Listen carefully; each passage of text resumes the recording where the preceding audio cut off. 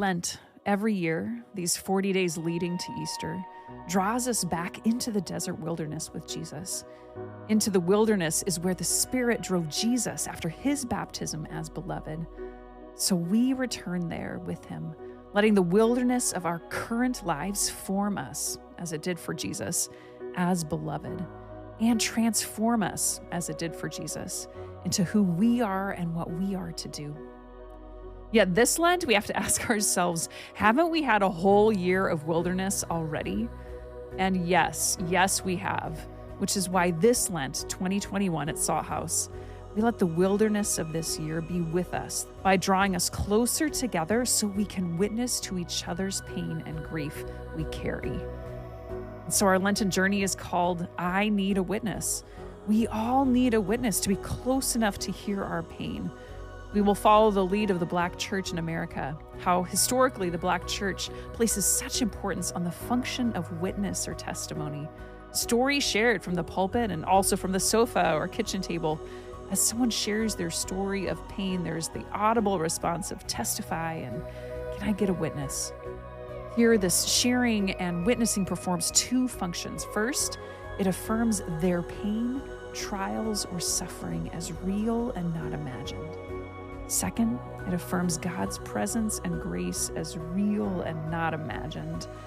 And the sharing, then, the presence of pain and the presence of God, both are witnessed.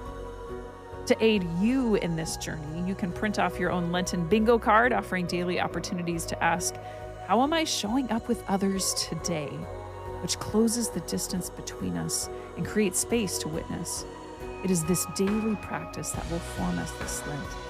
And each Sunday will draw us closer to the cross and empty tomb as we explore first how we witness to our own pain, and then to witnessing to the pain of others, then finally that pain suffered by Christ for the world. We'll see how the pain is real and not imagined, and that God's grace and presence is real and not imagined too. So take a deep breath and let's witness in the wilderness together.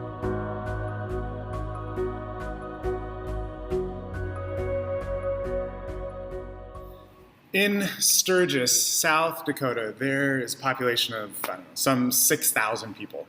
And by all accounts, this is a sleepy little town near the foothills of nowhere, except for 1 week of each summer, at the beginning of August, about 500,000 people on motorcycles converge upon this little hamlet for the mother of all motorcycle rallies.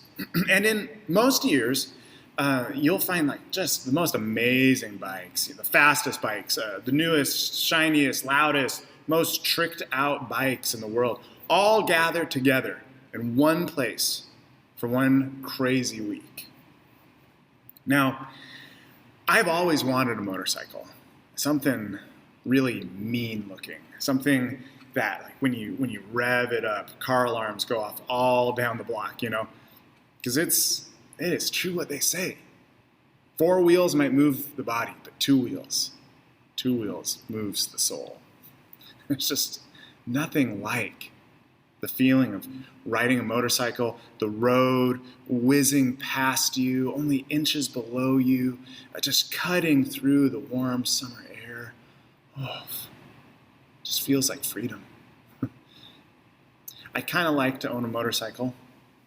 Maybe even ride it into Sturgis on that first week of August.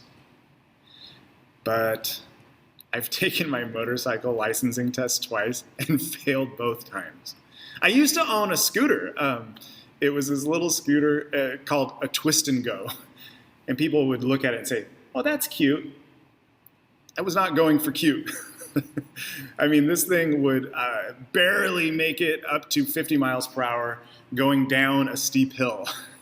And let's just say that I was not about to take it to Sturgis. Because if you didn't already know this, there's a sharp divide between those who ride hogs and those who ride piglets. And there's even like this little secret hand signal between motorcyclists. I mean, maybe you've seen this before.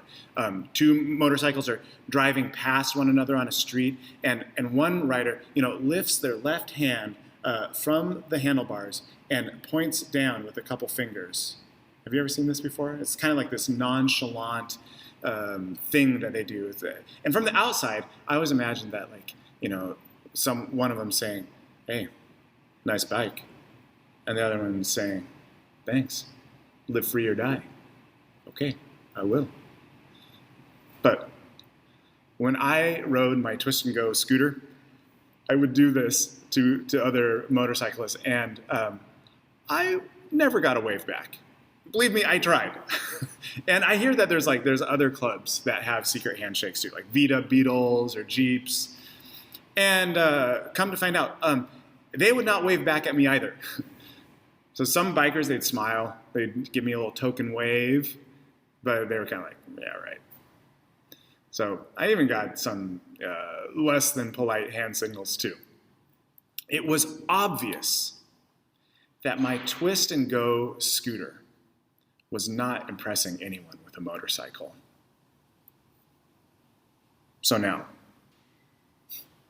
with that story in mind, it was the week before Passover in Jerusalem. The city was crammed with people from all over. Because Jerusalem is where it all takes place. All the action takes place in Jerusalem. And this was the week that celebrated what the Romans feared worst, revolt. Passover fueled the hope that God was going to do to the Romans exactly what God had done to the Egyptians that enslaved their ancestors, with huge signs, wonders, and with a mighty outstretched arm, God would someday send those Romans back to Italy with their tail between their legs. But who would God choose to be this new warrior king? Who would God send?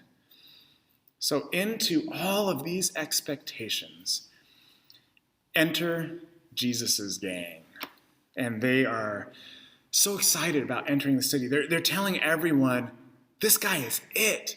This guy is the one that you've been waiting for. He's coming. Come on, he's coming. And the crowd is just whipped into this frenzy. Can you see it now? I mean, people, they're cutting off branches from trees. They're throwing them down on the road like he's royalty. I mean, this whole palm branch thing basically meant we're laying out a red carpet for you to walk down. People are literally taking off their clothes and throwing them down where Jesus will be riding in. I mean, Jesus is bigger than the Beatles. It's Jesus Mania. The crowd is amped up. And then he makes his grand entrance. Here comes the king. Not on a stallion, not on a war horse. He's not on a chariot. He's on a donkey. He's coming into Sturgis on a scooter. 50 cc's, it gets great gas mileage, kind of cute. Probably not going to win any races at Sturgis. Might get beat up, laughed out of town, or worse. And the whole crowd is saying, hooray, hooray! Wait, what? Who is this guy? I mean, I thought this was the powerful miracle man guy. Who? And Eugene Peterson's version of the Gospel of Matthew says that all of Jerusalem was unnerved. One thing I know about crowds is they don't like to be unnerved. I mean, crowds like their nerves exactly where they are. But what's so unnerving? What's so unnerving about this? What was so unnerving, I think, is that this was the wrong story. Jesus was not following the script. Let me tell you what I mean by this. And I gotta tell you this, I gotta warn you, that once I tell you this, I can't untell you this. And once I tell you this, I'm going to ruin almost every action adventure movie that you have ever seen in the past and will ever see in the future. So if you want to just turn off your device right now, it's the only way to preserve thousands of hours of entertainment for you, okay? So just so you know, you have been warned. There's a story, and you know this story by heart. And it's just one of the oldest continuously repeated stories in the world. And it has a name. The theologian Walter Wink calls it the myth of redemptive violence. The myth of redemptive violence. This is a story that every domination society tells, and it's told to uphold the conviction that violence saves, that war brings peace, and that might makes right. If violence is what you turn to when everything else fails, then violence certainly functions as the American God. It just demands from its devotees an absolute obedience unto death. And the myth of redemptive violence, not Christianity, not Judaism, not Islam, is the dominant religion of our society. And all empires, for that matter.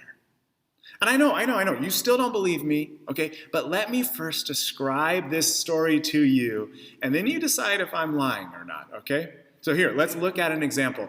And hopefully this is one that's not copywritten. So anybody remember Popeye the Sailor Man? Every episode, every single one had the exact same story. And it goes like this. Okay, so Bluto abducts Popeye's girlfriend, Olive Oil. Popeye then tries to rescue her, but Bluto beats the snot out of Popeye while Olive Oil helplessly wrings her hands. And then when it seems like everything's lost, Popeye discovers this can of spinach, filled with power, destroys the villain, saves his beloved, and that's it. That's every single time, every show. There's no variation to this theme, okay? And here's what else doesn't happen. They never learn or grow from their experiences. They never sit down and discuss their differences. Olive Oil's humanity is never honored. They just keep rehashing the same story over and over again. But think about it.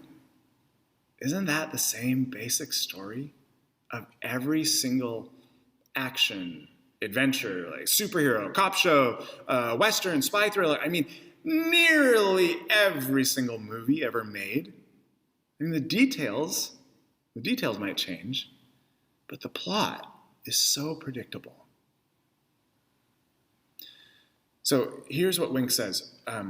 Here's how he describes this plot line. Are you ready? So watch this. An indestructible hero is first doggedly opposed to an irreformable, that's important, and equally indestructible villain. And nothing can kill the hero, though for the first 3/4 of the story, he, rarely ever she, suffers grievously and appears hopelessly doomed until, miraculously, the hero breaks free, vanquishes the villain, and restores order until the next episode. But nothing finally destroys the villain or prevents their reappearance, whether the villain is soundly trounced, jailed, drowned, or shot into outer space. So this storyline makes it so that the hero's violence is always justified, it's always needed, it's always required in order to bring peace in order to chaos. And the villain, that villain is always needed. It's always has to remain a threat. Just on the outside, could return at any moment because it justifies the domination that the empire brings, that the hero brings. Are you following me still? Are you following me? Okay. Because this is not a new story, people. Hollywood did not invent it. They perfected it. This story has been told by every single dominant culture throughout history. I mean, it's been told by Babylonian myths, Egyptian, Greek, Roman, Chinese, German, Russian, you name it. I just happen to think that we Americans have perfected it. Walter Wink says this: in short, the myth of redemptive violence, violence that saves, is the story of the victory of order over chaos by means of violence. It's the ideology of conquest. It's the original religion of the status quo. Because the gods favor those who conquer, and conversely, whoever conquers must have the favor of the gods. Religion of the empire exists to legitimate power and privilege, peace through war, security through strength. Does this sound familiar? We all know this story. These are the core convictions, and they form a religious belief. And you know how they're most effectively learned and passed on and embedded in us? Through telling stories. Through telling stories. And so we witness it over and over again. Just hundreds and thousands of times we witness it. We binge this story episode after episode. And when that storyline is changed just a little bit, something just doesn't feel right. Oh, what? Wait a second. We get unnerved.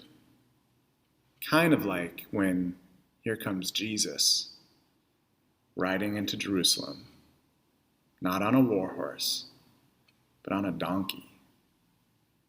Jesus lived a different story than the myth of redemptive violence. His was not a story about creating peace through war. His was not a story where just at the last minute he escapes death. He comes down off the cross and obliterates his enemies. That's not his story. I mean, here's a picture of how the myth of redemptive violence sees the Jesus story. And remember, those around him even said it. They said, why don't you just save yourself? You've got the power to do it, don't you? But that's not the Jesus story. Jesus enters the domination story of our world, and he flips it on its head. Jesus didn't look at the political and religious leaders like those jeering crowds and those Roman soldiers who murdered him and determine, as all redemptive violence concludes, well, my enemy is irredeemable, and therefore I just got to destroy him.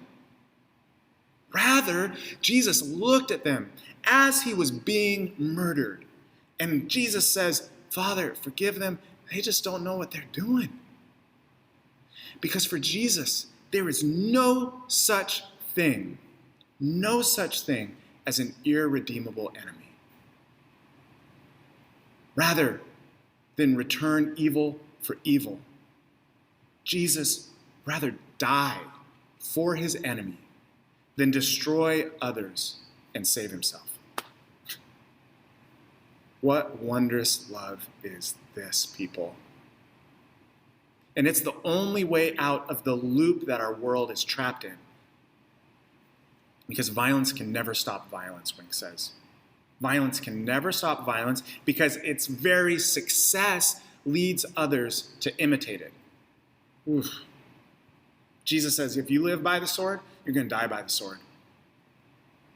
But if a seed dies and is buried in the ground, then it bears much fruit.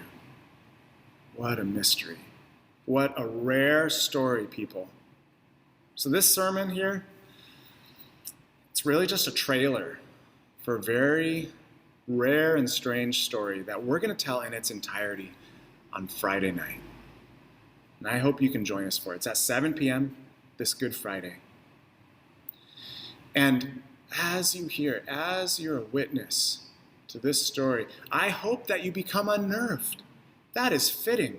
Please do become unnerved. Because you're going to witness a story about Jesus entering all the pain of humanity, all of your pain. And that very place that we assume is utterly God-forsaken, God abandoned, that place of pain, there is the discovery that it's exactly that place where God's presence and God's self-offering love are on full display. That God's power is and always has been in empathy and service to the other. And it's this love of God in Jesus that, it looks absurd. It looks weak. Yet, it's always surprisingly where the world is saved. It's always surprisingly where God is raising us from the dead. Amen.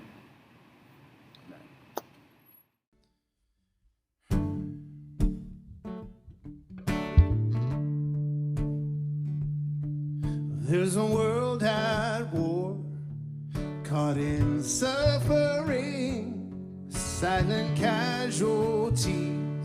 Oh God, grant us peace. In these sleepless nights, I can hardly breathe. Despite brutality, I know that we'll be free. I know that we'll be free. Let the light in, keep it shining. Let it break into the darkness. All the love dares us to see. We'll all be free.